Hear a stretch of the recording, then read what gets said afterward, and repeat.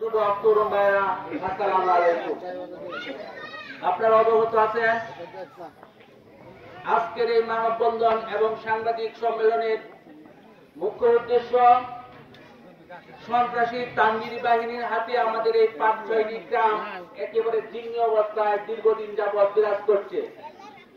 ওই ছেলেদের আগেকার ব্যাপারে আমরা তেমন একটা অবগত নই, যেহেতু তারা আমাদের গ্রামে ছিল না।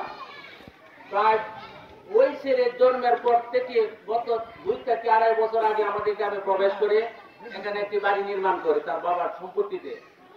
বাড়ি নির্মাণের পর বিভিন্ন অনুদান অবদান মানুষকে সহযোগিতার নামে বিভিন্ন কিছু দিয়ে মানুষকে প্রথমত তাদের বায়াস করতে চেষ্টা করে।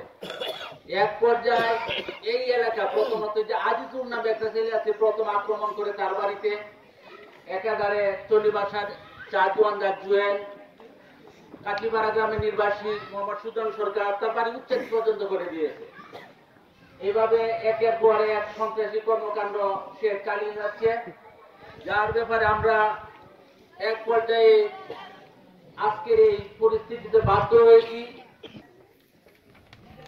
গ্রেপ্তার হওয়ার পরে সে প্রথম জামিন নেওয়া নিয়ে বাড়িতে আসার পরের দিন তার বংশের এবং তার আপন চাচা মোহাম্মদ নজরুল ইসলাম খান এবং মতিউর রহমান খান রক্তাক্ত জখম করে এবং নজরুল ইসলামকে মারিয়ে আনার জন্য পর্যাপ্ত পরিমাণ চেষ্টা করে। উনি ৭৫ বছর বয়সের মানুষ, ওনাকে যে আঘাত করা হয়েছে